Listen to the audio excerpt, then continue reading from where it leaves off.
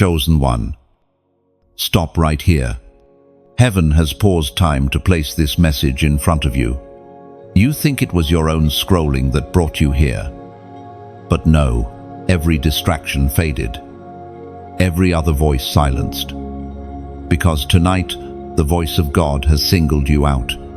You are not ordinary. You are not overlooked.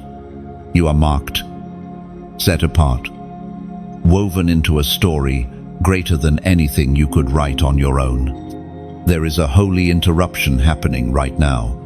Imagine the entire orchestra of heaven suddenly holding its breath, waiting, watching to see what you will do in this very moment. That is how weighty this second is. You are the 1%, the remnant, the rare vessel that God Himself has chosen to pour His abundance into. Think of yourself standing on the edge of a shoreline at night. The waves crash, restless, wild. But in the distance, you see a ship whose sails are glowing, golden against the dark sea. That ship is carrying the treasure written in your destiny. And tonight the anchor is being lowered directly at your feet. You have waited. And now heaven says, it is your turn. But let me tell you something deeper. Many have passed through this same hour and missed it. Because they doubted, delayed, or dismissed the whisper of God. Not you. You are listening. You are receiving. You are chosen. We find in the book of Proverbs, chapter 10, verse 22, the blessing of the Lord brings wealth without painful toil for it. Do you feel that? It is not just words. It is confirmation. The blessing is not earned by endless striving. It is released by divine appointment. And tonight, heaven has circled your name. This is why you could not quit when others gave up. This is why you carried burdens heavier than most people will ever understand. Every sleepless night, every secret tear, every betrayal that cut deep, they were the preparation for this exact moment. Let me draw a picture for you. A diamond is never born shining. It is pulled out of the earth. Dark, unrefined, hidden beneath dirt and pressure. Only after the cut, the fire, the shaping, does it reveal its brilliance.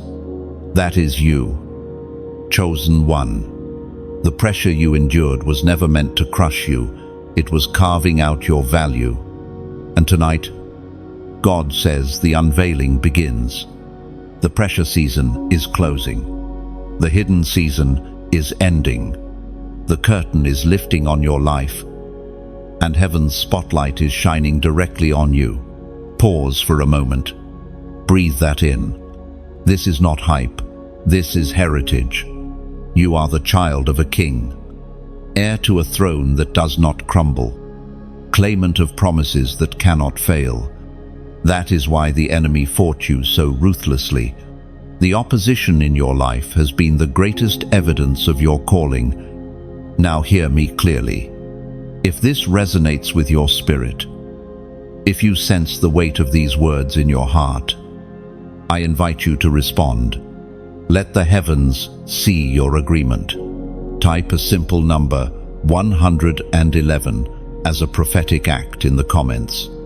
It is your way of saying, Lord, I hear you. I receive this. I step into it. And if you have not yet, subscribe and share this message. Because what is beginning tonight is too powerful to keep to yourself.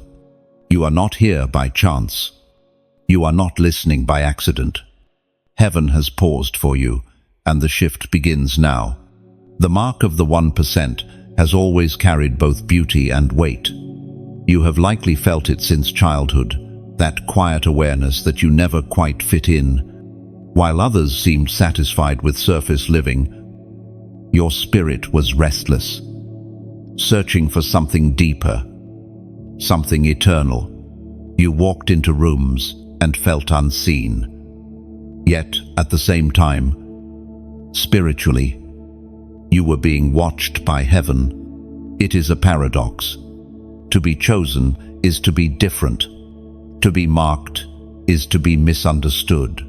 The crowd rarely celebrates the one who is called to stand apart, because your very presence disrupts comfort zones. You carry a fragrance of destiny that unsettles those still clinging to mediocrity. Think of a seed that refuses to stay dormant, buried in the dark soil, pressed under weight, hidden from light, and yet it pushes, stretches, cracks open the ground. It does not apologize for growing. It cannot help but become what it was designed to be. That seed is you. There is a reason only 1% will step into the inheritance of billions. It is not because God is stingy with his blessings, but because few are willing to endure the refining required to carry such weight. Many crave the crown, but they do not survive the crushing. You, however, have walked through the fire and are still standing. Consider this. Silver must be purified 7 times before it is fit for use in a king's treasury. Every season of loss, delay, or disappointment was not punishment, it was purification. It was heaven saying, I am preparing you for something so rare. It must not be contaminated. End. The ancient words recorded in Romans chapter 8, verse 30, remind us, those he predestined. He also called. Those he called. He also justified. Those he justified. He also glorified. Do you see the pattern? Chosen before time began, called out of the ordinary, justified despite your failures, and ultimately glorified, so that heaven's light shines through you. Your journey is not random, it is orchestrated, divinely woven with purpose. Let me share with you the story of a chosen one, a young woman who felt invisible for most of her life. Every opportunity seemed to slip through her fingers. Doors closed. Friends walked away.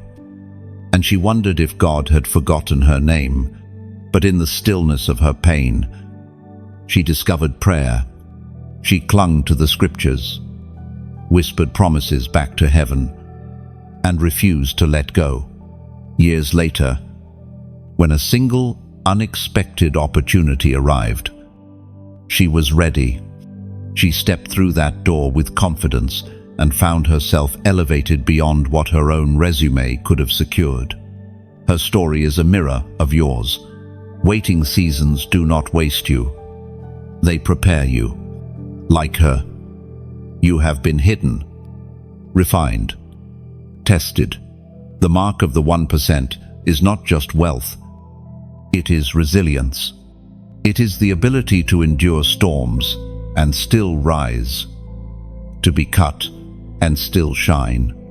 Chosen one, your mark is visible in heaven, and soon it will be undeniable on earth.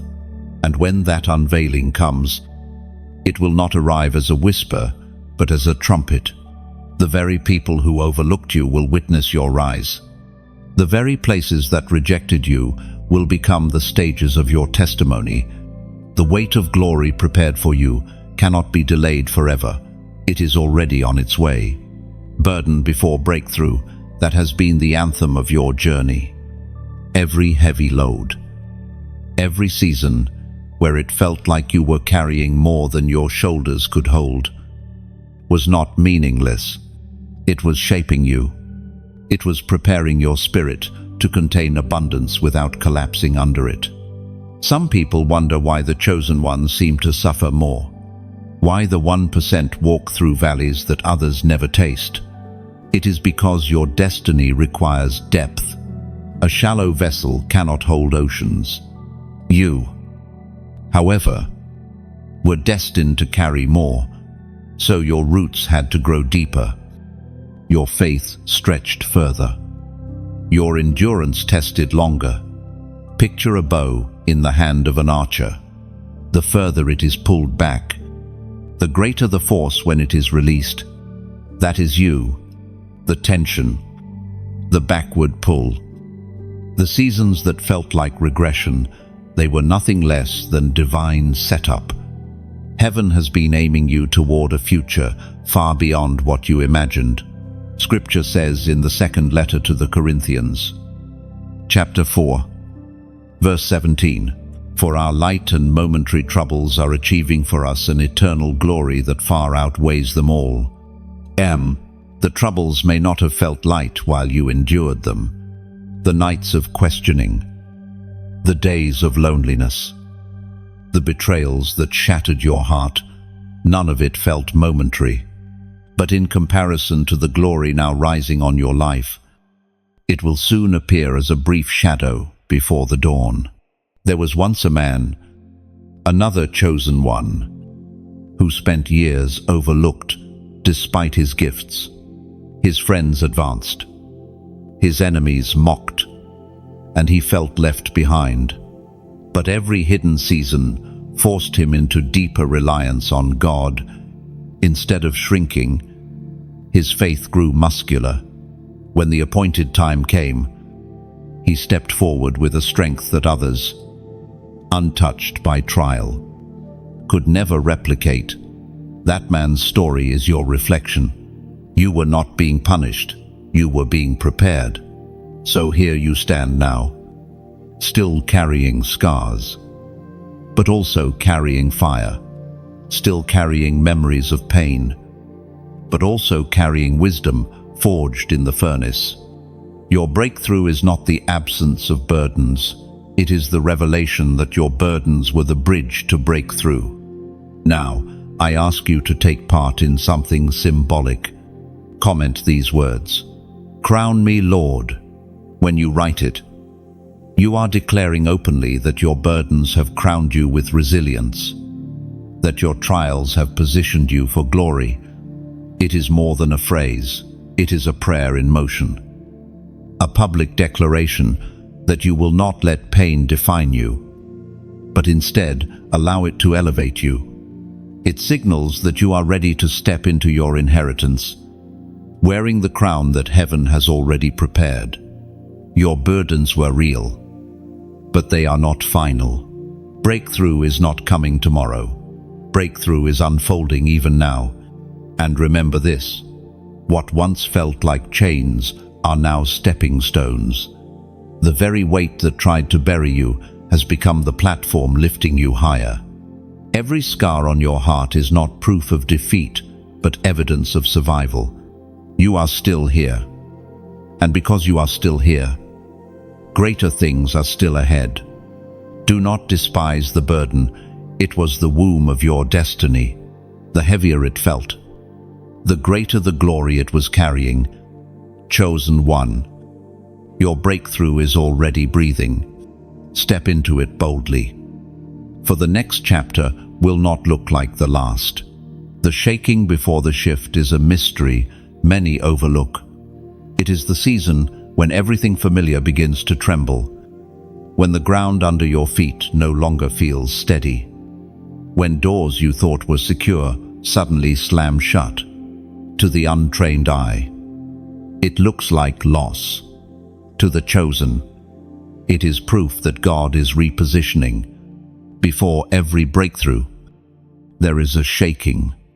Think of a fruit tree. Before ripe fruit falls into waiting hands, the tree is often shaken. The movement feels violent, but it is purposeful. It dislodges what has matured. In the same way, the trembling seasons of your life are heaven's way of releasing what is ready. You have walked through storms where relationships broke apart, where finances dried up, where opportunities dissolved. Those moments hurt deeply. But if you look back, can you see the pattern? After every shaking, there was a shift. After every collapse, something greater rose. That is not coincidence, it is divine orchestration. The Spirit spoke through the prophet Haggai. Chapter 2, verse 7, I will shake all nations, and what is desired by all nations will come, and I will fill this house with glory. Oh, the shaking, then, is not destruction. It is preparation for glory. What seems like instability is often God's way of making sure you do not stay in places too small for your destiny. If He did not shake you, you would settle. If He did not unsettle the ground, you would remain rooted in soil that can no longer sustain you. There is a story of a man who worked years at a job that gave him comfort but no growth. Suddenly, the company downsized, and he was let go. For months, he wrestled with despair. But in that wilderness, he discovered his true calling, a business idea that had been buried in his heart for years. What felt like shaking was actually God pulling him into His purpose. Years later, he looked back and said, "Losing that job was the best thing that ever happened to me." Ellen, your shaking has the same intention.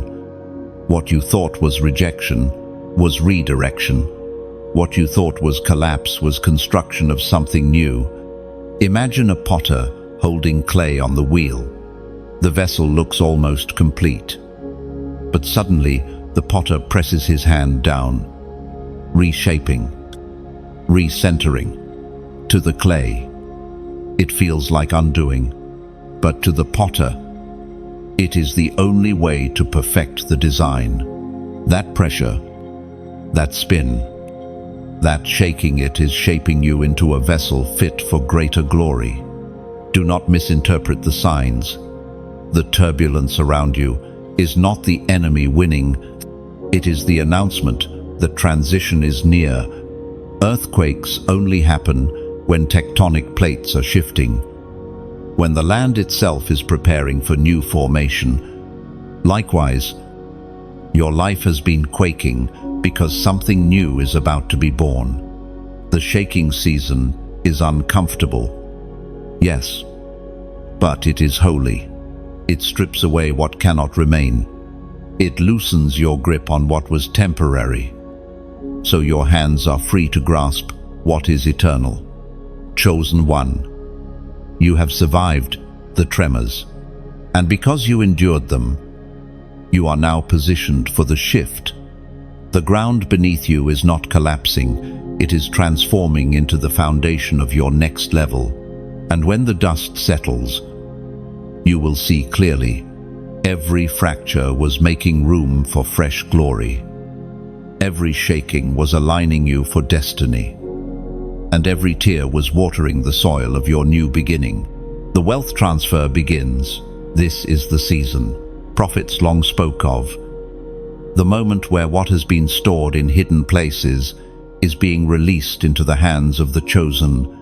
For years, you felt like you were standing at the door of abundance, but without the key. You labored. You prayed. You waited. And all the while, heaven was orchestrating the timing of release. That timing is now. This is not just about coins or currency. This is about alignment. God promised that the treasures of the wicked would be laid up for the righteous. What the enemy thought he was hoarding, heaven has always reserved for the faithful. Your name is written on resources you haven't even seen yet. Think of a river swollen with rain, rushing toward the valley.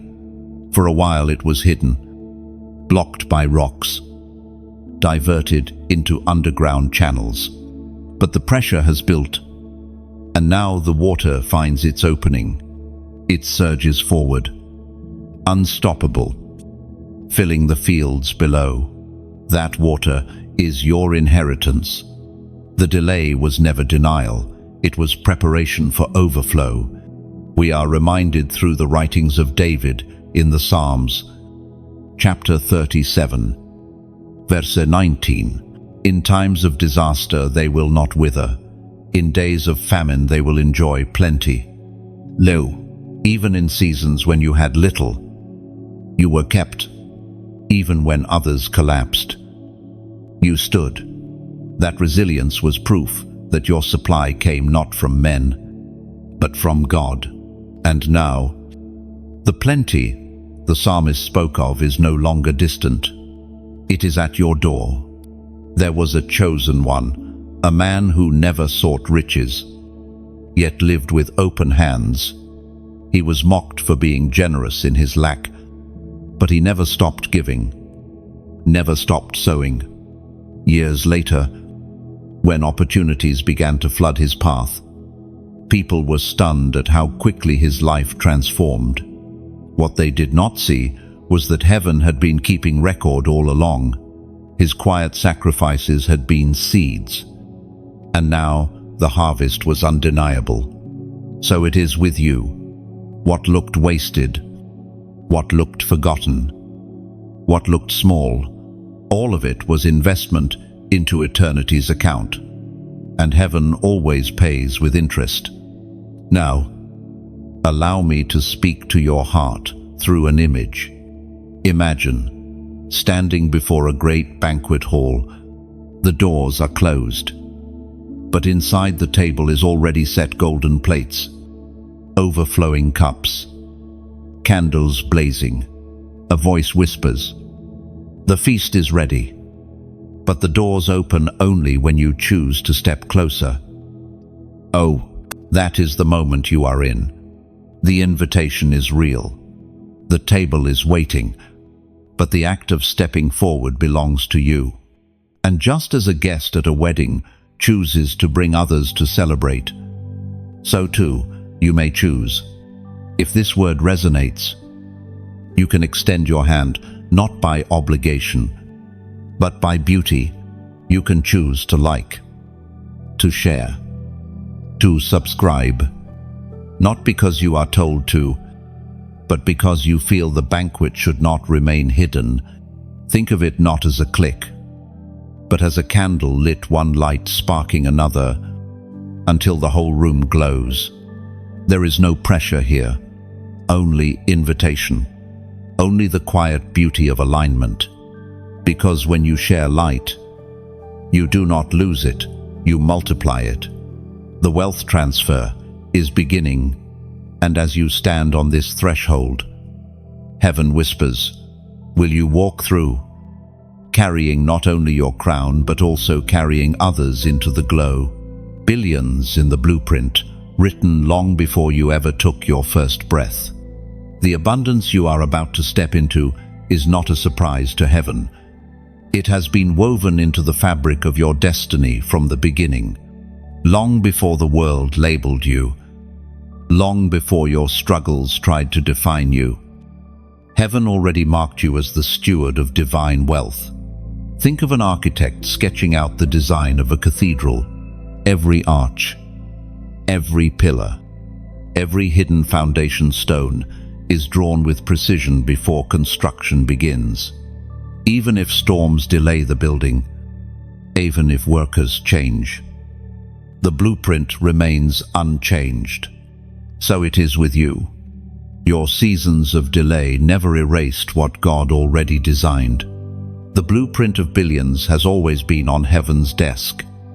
And tonight, pieces of that plan are unfolding before your very eyes. According to what is revealed in the book of Deuteronomy, chapter 8, verse 18, but remember the Lord your God, for it is He who gives you the ability to produce wealth, and so confirms His covenant. Wealth is not just about money, it is confirmation. It is the seal of covenant. The blueprint written over your life was never about shallow riches, but about positioning you as a carrier of influence. As a steward of resources that would outlive you. There was once a chosen one who endured years of waiting, working quietly in obscurity. Friends advanced while he stayed behind. Colleagues built empires while he remained overlooked. Yet, in hiddenness, God was building wisdom in him. When his moment finally arrived, contracts and partnerships came not as trickles but as floods. In only a few months, he stepped into a position that others had chased for decades.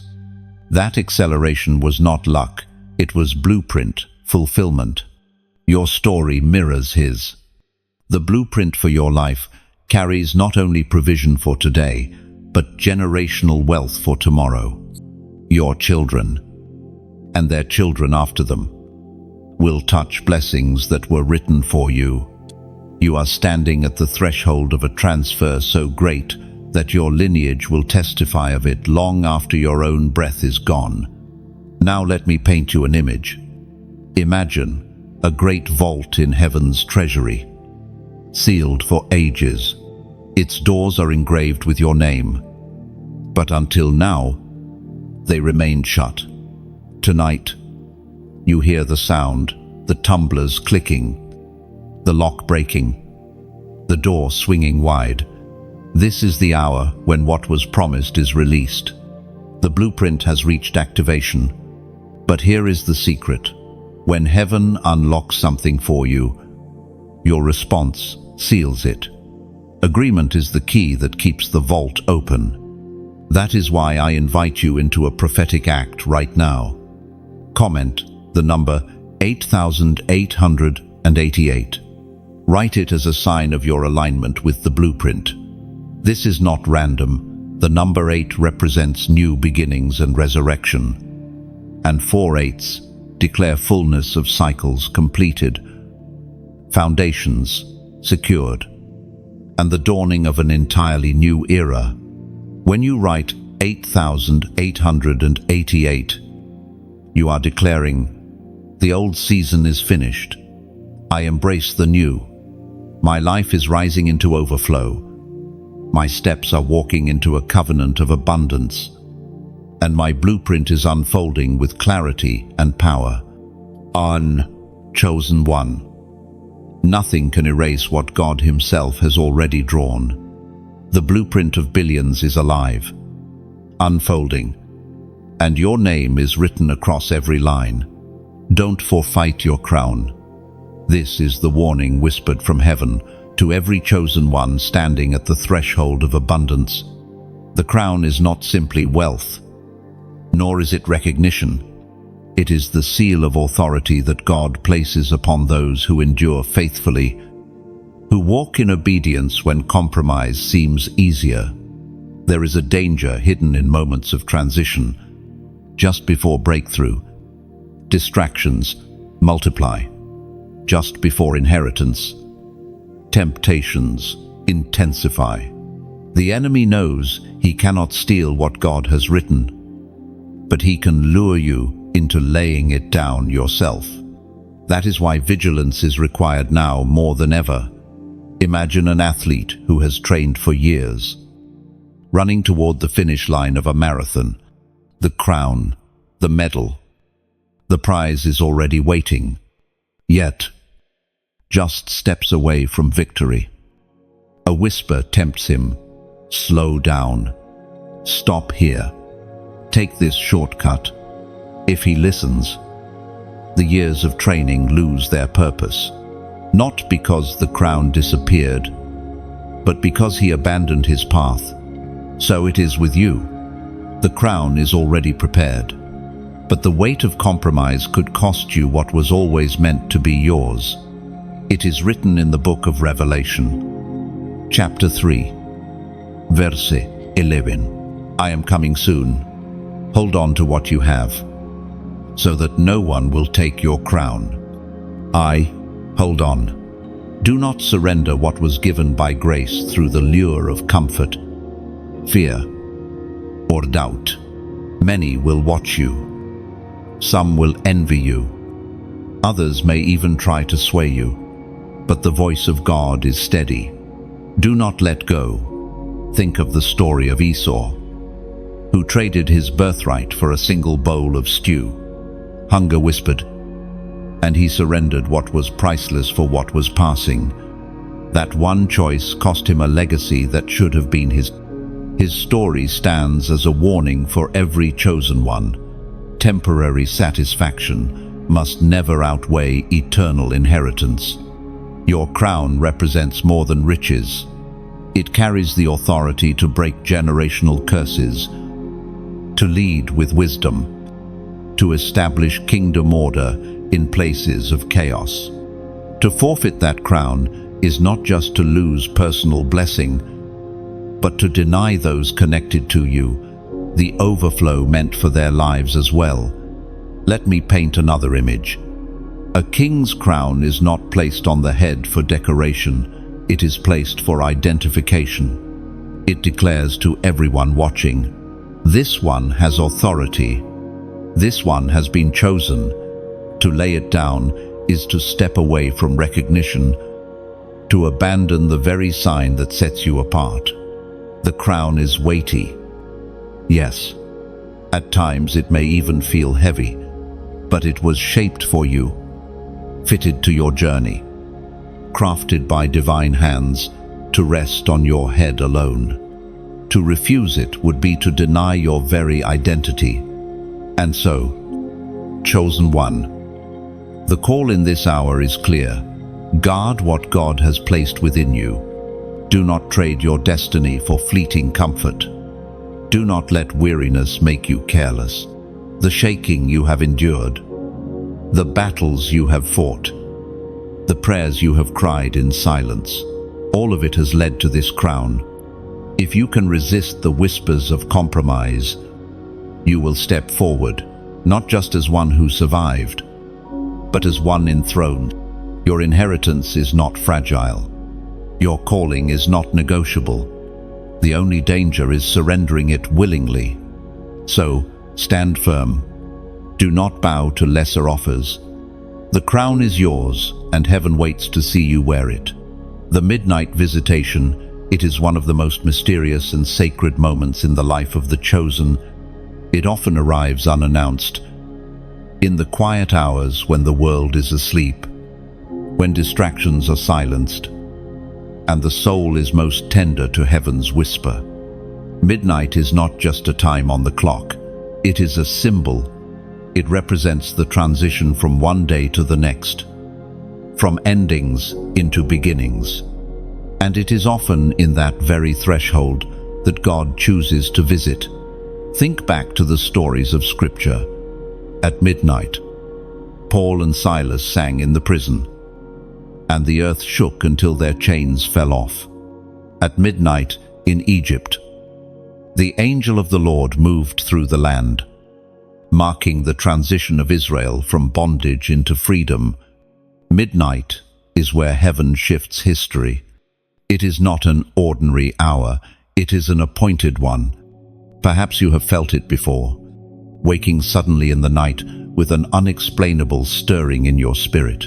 Dreams that carried unusual clarity, thoughts that seemed too heavy, too holy to belong to your own mind. These are the fingerprints of midnight visitation. Heaven chooses the stillness to release what cannot be spoken in the noise of the day. As Jesus himself declared in the Gospel of Matthew, chapter 25, verse 6, at midnight the cry rang out, "Here's the bridegroom, come out to meet him." Midnight carried the announcement of arrival. Midnight declared, "The time has come." For you, chosen one, midnight is the threshold of your appointed inheritance, the wealth, the crown. The blueprint you've heard about, all of it, begins to take shape in the hours when the world believes nothing is moving. There was once a young man who lived through years of obscurity. He worked by day, but by night his heart stirred with visions and dreams. He began to write them down, not realizing that those midnight whispers were maps to his future. Years later, the very strategies that came to him in the dark became the foundation of an empire that impacted thousands. His life testifies to a truth often missed. What God speaks in the midnight carries power for generations. Your midnight visitation may not look dramatic. It may come as a single line in a dream, a quiet nudge, a verse that refuses to leave your heart. Do not dismiss it. Midnight instructions are often seeds that grow into trees of destiny. Imagine a messenger slipping through the shadows to deliver a sealed envelope.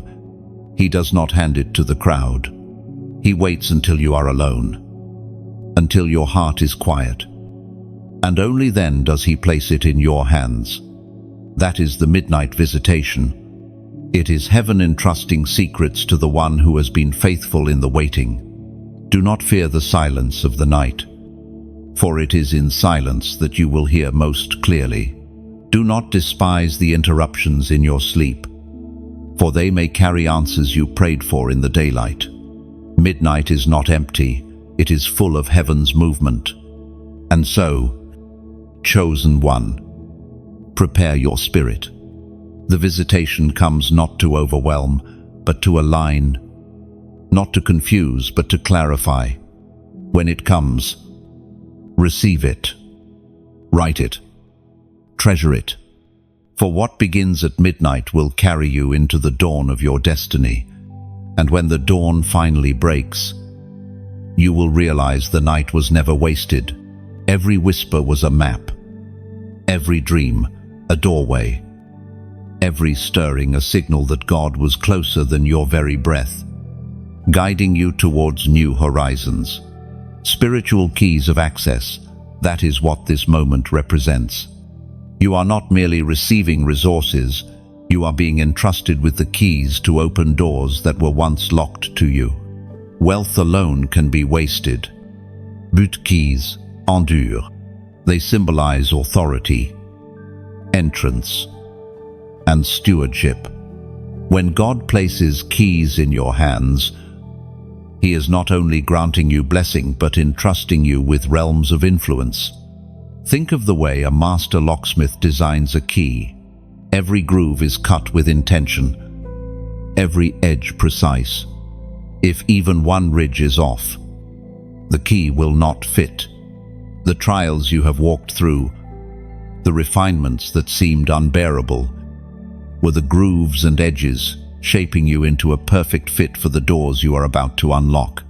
It was proclaimed in the Gospel of Matthew, chapter 16, verse 19, I will give you the keys of the kingdom of heaven. Whatever you bind on earth will be bound in heaven, and whatever you loose on earth will be loosed in heaven. This is more than symbolism. These keys represent divine authority, the ability to lock what should not enter your life and to open what heaven has prepared for you. You are not standing helpless at the gates of your future. You are holding the access code that aligns earth with heaven. Let me give you a picture. A man once stood before a heavy iron gate. For years, he tried to force it open with his own strength, pushing, pulling, exhausting himself. Nothing moved. But one day, a key was placed into his hand. With one effortless turn, what had resisted him for years swung open in seconds. That is what divine keys do. They succeed where your own striving could never prevail. These keys are not given to everyone. They are entrusted to those who have been proven faithful, to those who endured seasons of lack without losing their worship, to those who held on when quitting seemed easier. That is you. You have been entrusted with more than wealth. You have been entrusted with spiritual access. And here is the truth. Keys are meant to be used. What sense would it make to carry them but never unlock anything? This is your time to step forward boldly, to press the key into the lock, and to watch doors swing wide. Now I invite you into a prophetic declaration. Comment the words, "Open the way." By writing this, you are not simply typing, you are declaring that you will not let the keys of heaven rust unused. You are proclaiming your readiness to unlock the next dimension of your calling, your wealth, your destiny, It is a statement of alignment. I will open what heaven gives me authority to open, and I will close what heaven commands me to close. These are not ordinary words. They are a seal over your life, an echo of what has already been spoken in the spiritual realm. Chosen one. The keys are in your hand now. The locks are waiting. The gates are ready.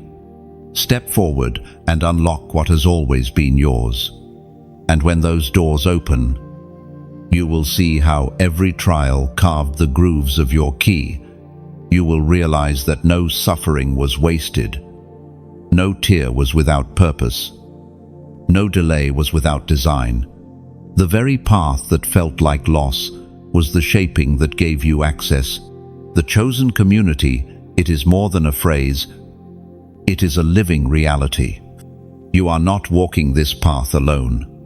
Though you have endured seasons of solitude, though you have felt the sting of being misunderstood, heaven has always been weaving a tapestry of connections, threads of destiny, pulling chosen ones together.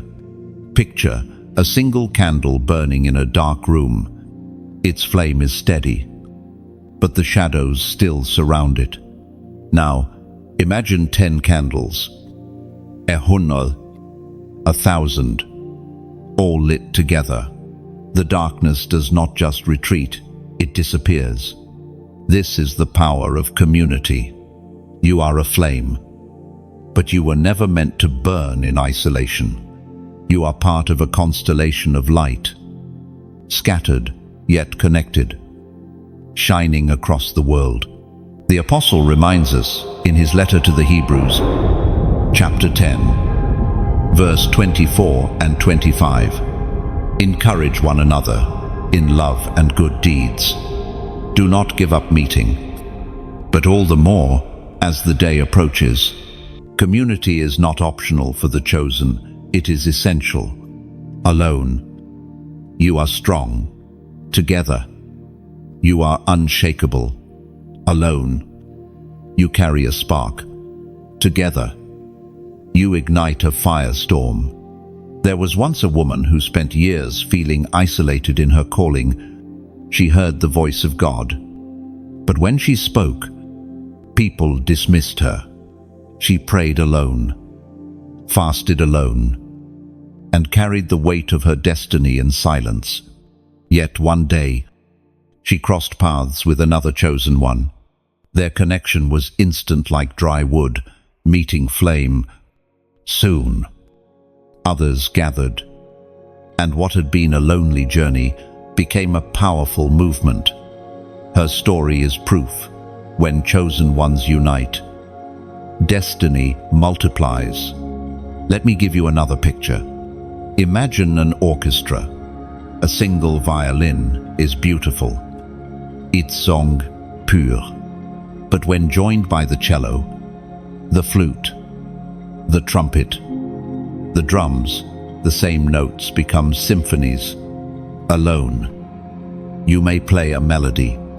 Together, the chosen create music that shakes the earth.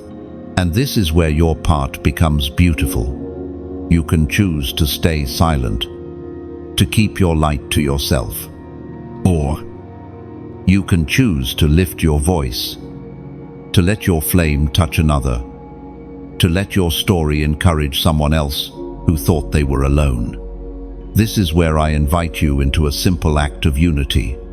You can like this message as a way of saying, I am part of this fire. You can share it, as though passing your torch into another hand, and you can subscribe, not as a cold button pressed, but as a step into community, a decision to walk with others who carry the same call. These are not tasks, they are symbols. Each one is a way of saying, I will not hide my flame. I will join my light with the chosen. Imagine what happens when scattered sparks come together. Forests are lit, cities glow, nations awaken. That is the vision of chosen community, an unstoppable rising of lights that no darkness can quench.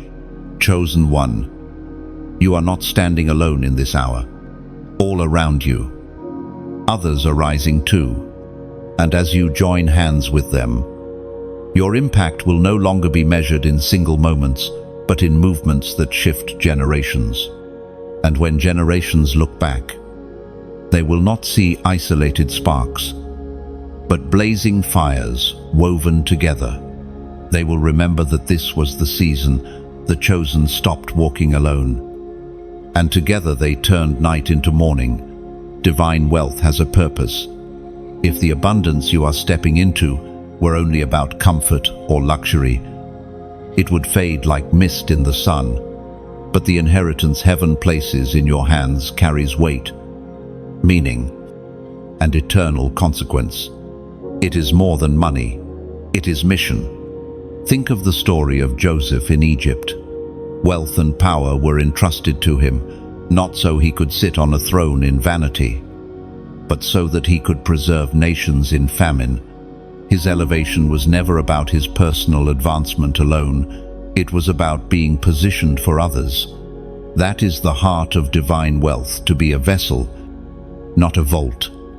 The ancient words recorded in the first letter to Timothy, chapter 6, verse 17 remind us, "Command those who are rich in this present world not to be arrogant, nor to put their hope in wealth, which is so uncertain, but to put their hope in God, who richly provides us with everything for our enjoyment." No, here is the paradox. You are being prepared to receive wealth beyond measure. Yet you are also being called to remember that wealth is a tool, not a throne. It is provision, not identity. It is influence, not salvation. Imagine a stream that refuses to flow, hoarding its waters in one place. Soon the water stagnates, breeding decay. But when the stream flows freely, it nourishes fields. Fils, réservoir, sustain life for miles around. That is the nature of divine wealth. It was never meant to stagnate in your hands, but to flow through you to communities, to generations, to purposes that echo in eternity. There was once a chosen one who inherited a great fortune. Many expected him to vanish into indulgence. Instead, he built schools, fed the hungry, clothed the poor, and supported families who would never know his name. His wealth became a river, and his legacy could not be measured in bank accounts, but in lives transformed. His story is your invitation. Divine wealth finds its highest meaning when it lifts others. This is why the refining of your character mattered so deeply. Without humility, wealth corrupts. Without vision, it distracts. Without mission, it diminishes. But with the heart of the chosen, wealth becomes a weapon of light, breaking chains of poverty, opening doors of opportunity, and magnifying the name of God in places money alone could never reach. Let me offer another picture. Picture a gardener entrusted with rare seeds.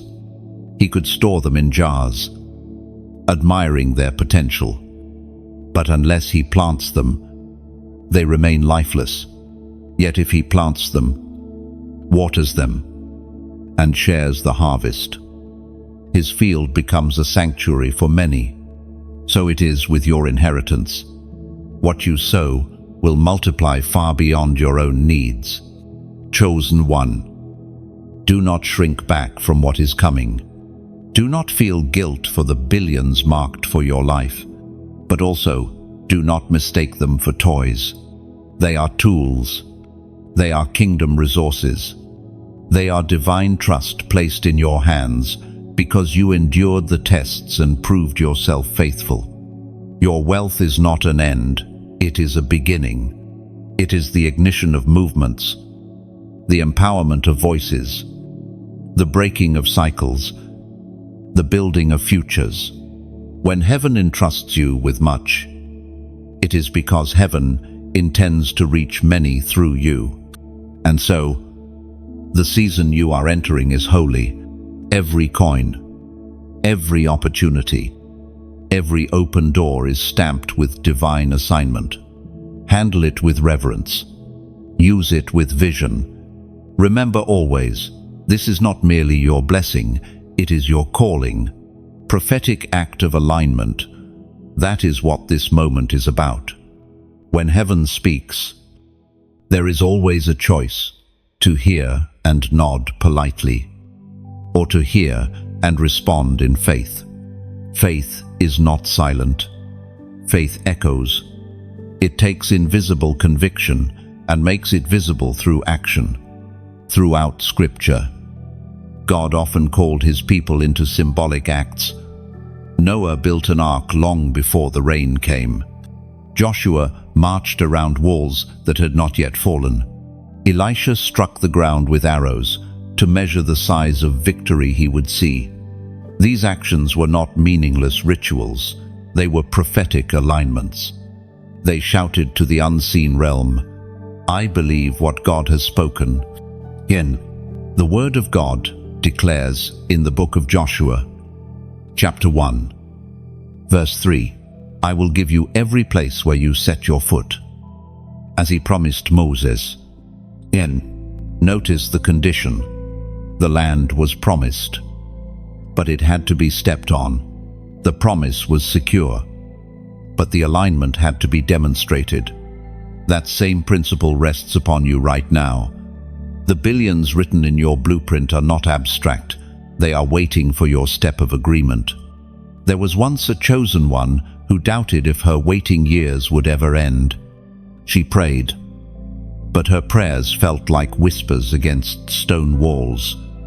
One night, she read of Gideon laying out a fleece before the Lord. She decided to mirror that act with her own prophetic gesture. She wrote down her faith declaration and placed it under her pillow. Months later, opportunities began to align in ways she could never have orchestrated. That single act became the bridge between hope and manifestation. Prophetic alignment is never about magic. It is about movement. It is about showing heaven that your hands are open, your heart is ready, and your life is positioned to steward what is coming. Now, I invite you to such an act. Comment the number 5,555. Write it not as digits on a screen, but as a declaration. I step into grace upon grace. Favor. Multiplied. Cycle completed. And doors opening wide. The number 5 represents grace. And when written 4 times, it speaks of overflowing grace. A river of divine kindness pouring without end. By typing 5,555, you are saying, I align my steps with the promise. I place my foot on the land. I make visible my invisible faith. It is a prophetic sign that you are not waiting passively. You are stepping actively into the inheritance heaven has prepared. And when you do, something shifts. Not because of the numbers themselves, but because of the posture they represent. Heaven always responds to faith expressed. Chosen one. This is your act of alignment. Small in appearance, mighty in impact. For as you write it, you are not just leaving a comment, you are leaving a footprint on the land of your destiny. And when your footprint lands, heaven sees it. Angels recognize it. The unseen realm responds. It is as though the ink of your destiny grows darker, clearer. Undeniable. Do not underestimate these moments. What begins as a simple act in the natural often echoes thunderously in the spiritual. Think of a seed. Small, fragile, almost invisible. Yet when planted, it splits stone, pushes soil, and creates forests. Your alignment may look small, but it has the strength to birth generations of harvest. This is why heaven calls for response, not for God's sake, but for yours.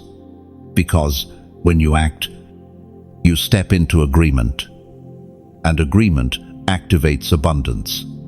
Chosen one, let your response be bold, for this moment is the key that turns promise into possession. Enemies will watch in silence. This is not a threat, it is a promise wrapped in divine justice. For every word spoken against you, for every sneer that mocked your hope, for every dismissal that tried to erase your worth, God has kept account. And now, as the tables turn, those same voices will have no choice but to witness the unveiling of your destiny. Think of Hannah, who was ridiculed for her barrenness. Her rival provoked her year after year, laughing at her pain. Yet when God opened Hannah's womb, her testimony silenced every mocking tongue. The same pattern repeats throughout Scripture. The scorned become the crowned, and the overlooked become the overcomers. We find in the book of Psalms, chapter 23, verse 5, "You prepare a table before me in the presence of my enemies. You anoint my head with oil, my cup overflows." Notice the detail. The table is not hidden away in secret chambers. It is prepared in the very presence of those who doubted you. The oil is not poured when no one is watching. It is poured in full view of those who once despised you. Overflow does not just satisfy your soul, it demonstrates the faithfulness of God before the eyes of those who thought you were finished. There was once a chosen one whose business crumbled. Competitors mocked. Friends turned their backs, and whispers spread that his rise had ended for good. Yet in silence, he kept sowing seeds of faith, kept working with integrity, kept believing in promises not yet seen. Years later, he launched a new venture that expanded beyond anything he had lost before. The same voices that once predicted his downfall now stood speechless in the shadow of his success. That silence is not emptiness, it is reverence. It is the hush that falls when God demonstrates his sovereignty. The mouths that laughed at your waiting will be shut by the sight of your breakthrough. The very people who doubted the oil on your head will witness its fragrance filling the air around you. Imagine a courtroom where accusations have been shouted for hours. Suddenly, the judge enters, and silence falls. Not because the accusers have nothing left to say, but because the authority of the judge outweighs their noise. So it is with you. The judge of heaven has ruled, and his ruling favors you. No accusation, no mockery, no opposition can outshout his decree. Chosen one, take comfort in this. Vindication is not yours to manufacture. It is God's to deliver. Your task is not to fight back with words or prove your worth through arguments. Your task is to stay faithful, to keep walking, to keep building, because when the time comes, the fruit of your life will speak louder than any defense you could ever mount. Even the silence of your enemies serves a purpose. It is the backdrop against which your light shines brighter.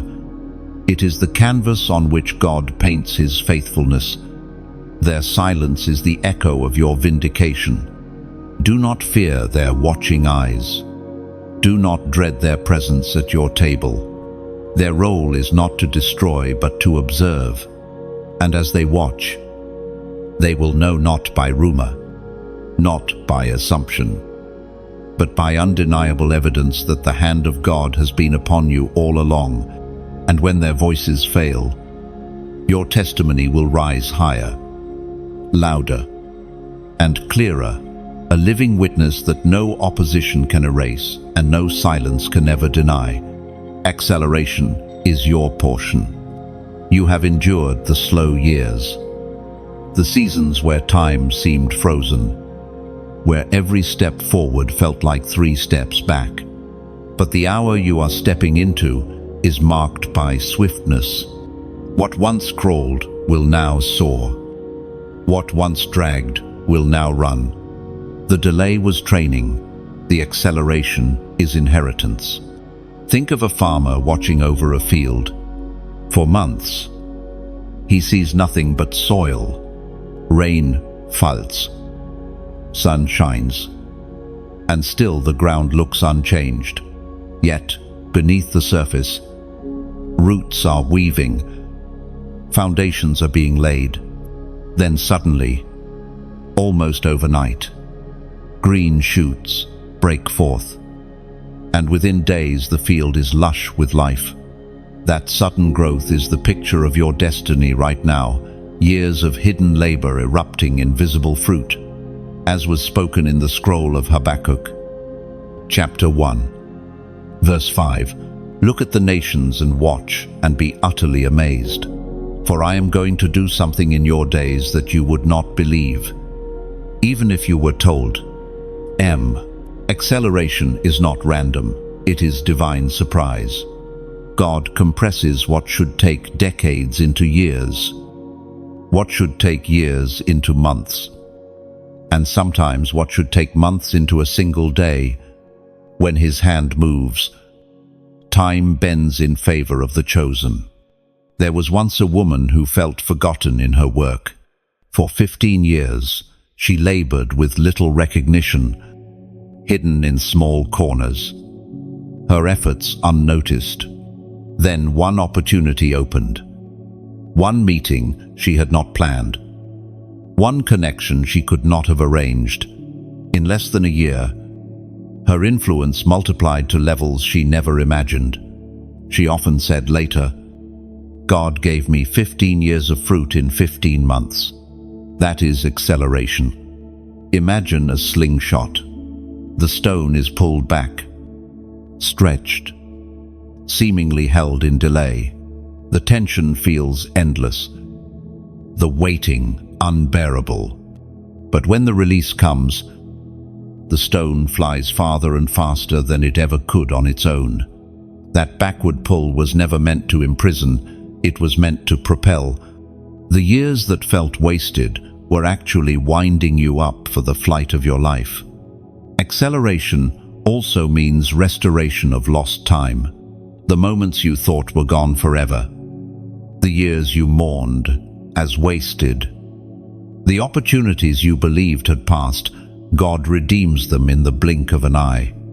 What you lost in a decade can be restored in a day when acceleration takes over. Picture a river breaking through a dam. For years, the water was held back, building pressure in silence. Then, suddenly, the wall cracks, and torrents of water rush forward with unstoppable force. That is what is about to happen in your life. Every prayer, every seed, every tear, all stored, all building momentum. The dam is breaking, and acceleration is flooding in. Chosen one, you must understand. Acceleration is not merely about speed. It is about divine timing, about being positioned at the right place in the right moment for heaven's purposes. It is alignment with destiny's perfect clock. The waiting season has served its purpose. The slow years have laid the foundation. And now, the sound of swiftness is in the air. Get ready. For acceleration is no longer a promise to you. It is your portion. And when acceleration arrives, it will not creep. It will roar. It will sweep away fear, redeem wasted years, and establish you in places that once felt unreachable suddenly, beautifully, undeniably, guarding your abundance. This is the holy responsibility now before you. Inheritance is glorious, but it is also vulnerable. When God entrusts treasure into your hands, you must guard it not with fear, but with wisdom, not with suspicion, but with discernment. For the wealth that comes is not only provision, but also stewardship. Consider a vineyard heavy with ripe grapes. The branches bend under the weight of fruit, but such abundance also attracts birds, insects, and thieves. The vineyard is not weak, but without vigilance, its harvest can be diminished. So it is with your abundance. Once the increase arrives, distractions, opportunists, and unseen forces will attempt to siphon it away. As it is written in the book of Proverbs, chapter 4, verse 23, Abu Ve'alels, guard your heart, for everything you do flows from it. The heart is the gatekeeper of abundance. If bitterness enters, generosity falters. If pride takes root, stewardship crumbles. If fear dominates us, blessings are hidden instead of multiplied. Guarding your heart is guarding your wealth, because everything you touch flows from the inner posture you carry. There was once a man who inherited great riches. For years, he had dreamed of blessing his family and community. But when the abundance came, he surrounded himself with flatterers and opportunists. Slowly, what was meant to multiply drained away. His story is a warning. The enemy cannot always block your blessing, but he will try to infiltrate it through people and habits that do not belong in your next season. Now, imagine a city with tall walls and golden gates. Inside is treasure, flourishing gardens, flowing fountains. But the gates are not closed out of selfishness. They are guarded because what lies within is sacred. You are that city. Your abundance is holy ground. Guard it with prayer, with wisdom, with generosity, and with watchfulness. Guarding abundance does not mean hoarding it. A river must flow, or it becomes stagnant. Guarding is about protecting the source, not damming the stream. It means asking daily, Lord, how should I channel this? Where should I plant this? Who is meant to drink from this river? And here is where I invite you into a living metaphor. If these words stir your spirit, let your agreement not be silent. You can like this message, not as a mechanical act, but as though you are planting a banner on your vineyard walls saying, I will guard what God has given me. You can share it as though pouring water from your overflowing cup into another's, ensuring they too are refreshed. And you can subscribe, not as a mere click, but as if you are choosing to walk continually within this city of light, returning again and again to strengthen the gates of your abundance. Finally, let your response carry voice. Leave a comment, your own words, your own prayer, your own short declaration. Imagine it as carving your mark into the foundation stone of your vineyard, an inscription that says, this harvest is guarded, this blessing is holy, this abundance will last. Oh, guarding your abundance is not about fear, it is about reverence. The blessing was given to you because you proved faithful in little. Now you are being entrusted with much. Protect it, nurture it, and let it shine as testimony, a fortress of generosity, a city of wisdom, a river of life. The final call of destiny is not a whisper, but a trumpet. It comes not to suggest, but to summon. This is the hour when heaven's door swings open, and yet it will not remain open forever. Opportunities of this magnitude are rare. They are windows, not walls. To step through is to claim everything prepared for you. To hesitate is to risk watching the moment pass by. Think of Noah. The ark was not built in a day, and the rain did not fall without warning. For years, God extended grace while the ark was constructed plank by plank. But when the door shut, it shut for good. Destiny often works like this, a long season of preparation, then a brief moment of invitation, and finally a decisive closing. You are standing in such a moment now. The voice of God thundered in the book of Isaiah, chapter 60, verse 22. I am the Lord. In its time, I will do this swiftly. That verse reveals the paradox of destiny. For years it feels delayed, stretched, drawn out. Then suddenly, in its appointed time, it comes swiftly, leaving no room for hesitation. The delay you endured was never denial. It was only building toward this swift release. There was once a woman who felt her destiny had slipped through her fingers. Opportunities had come and gone, and she mourned the doors she had missed. Yet one evening, another door opened. Fear told her to wait, to think, to reconsider. But something inside her said, if I hesitate, I lose it. She stepped through boldly, and that one decision became the foundation of the life she had prayed for. Later, she realized, the final call of destiny is rarely convenient. It is urgent, holy, and transformative. Your story is no different. Heaven has sounded the call, the door of billions, the inheritance of the 1%, the generational blessing written into your lineage. All of it is opening now. But this call is not casual. It asks for your full heart, your whole step, your unwavering yes. Imagine standing on a train platform. For hours, you wait in the silence, uncertain if the train will ever arrive. Then, suddenly, the sound of wheels on tracks, the whistle cutting through the air, the train pulls in. Its doors slide open. You have seconds to step in. If you delay, it depart. That is the nature of destiny.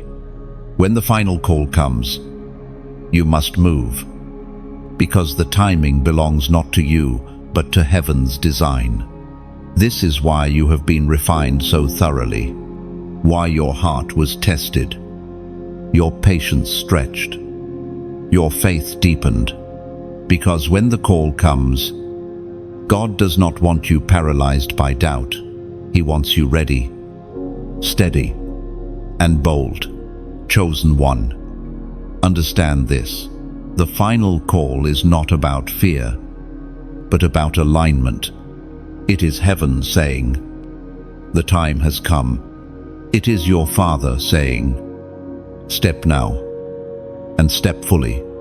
It is the King holding out the scepter, waiting for you to approach. Do not mistake the weight of this moment. The shaking has passed. The blueprint has been revealed. The keys have been placed in your hand. Now the call resounds, louder than every distraction, clearer than every doubt.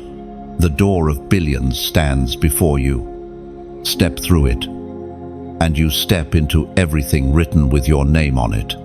Crowned for eternity, this is the declaration over your life now. The journey of burdens, battles, shaking, and waiting has not been for nothing. It has been leading you here, to this moment where the crown is no longer promised but placed, no longer distant but resting firmly on your head. A crown is more than an ornament. It is an announcement.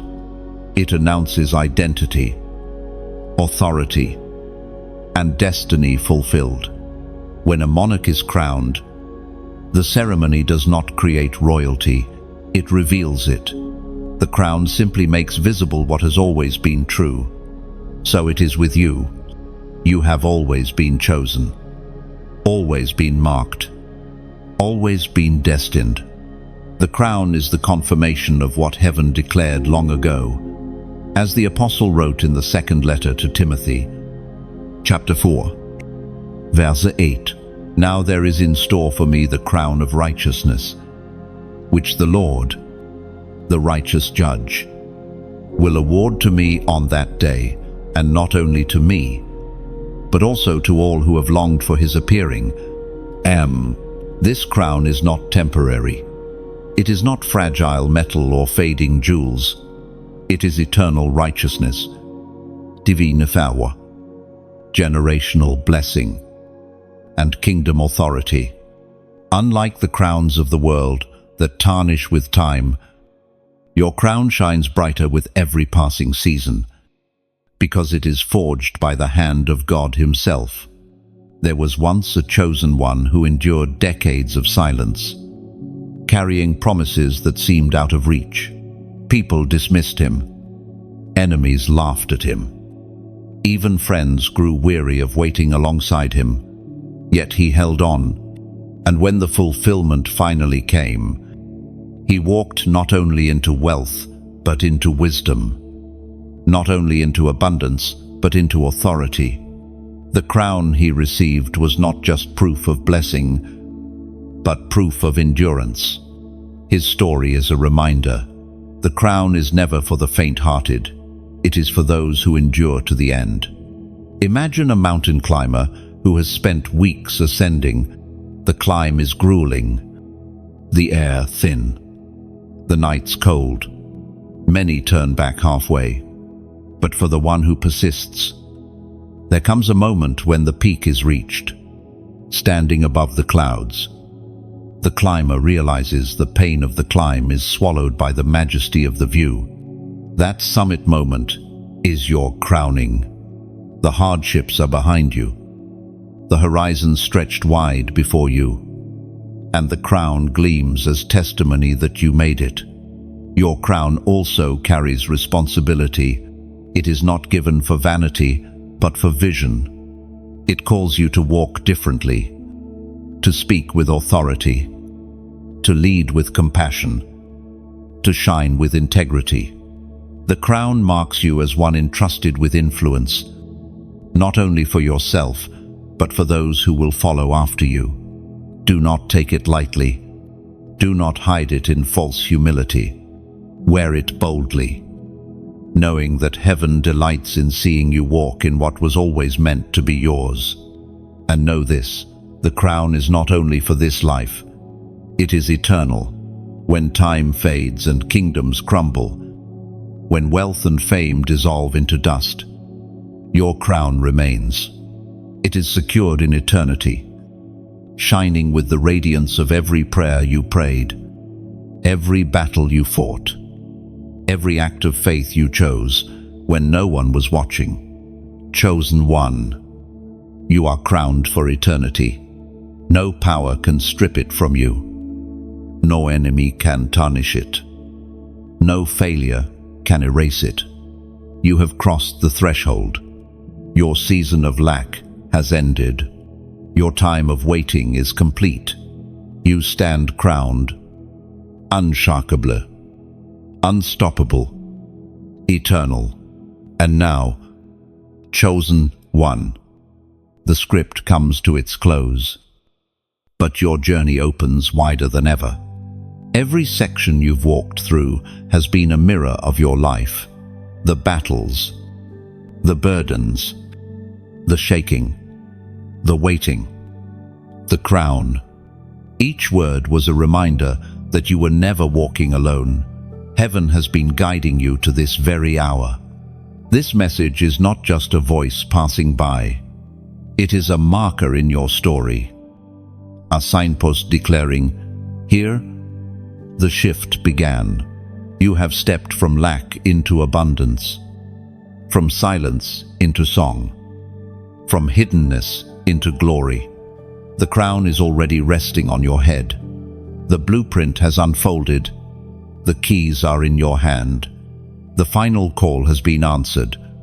And now, eternity itself testifies. You are chosen. You are crowned. You are unstoppable. So as this closes, let me extend an invitation, not of duty, but of beauty. You can like this message as though pressing your seal on a scroll, saying, I agree with this destiny. I recognize this as mine. End of. You can share it as if you were lighting another torch from your own flame, carrying fire to someone still stumbling in the dark. You can subscribe, not as a button, but as a declaration. I choose to walk continually with this community of chosen ones. I will not journey alone. And you can leave a comment, even just a few words, as though carving your mark into the stone of this moment, testifying, this is my season, this is my crown, this is my inheritance. The script ends here, but your story is only beginning. Walk boldly, shine brightly. The world is waiting for your light.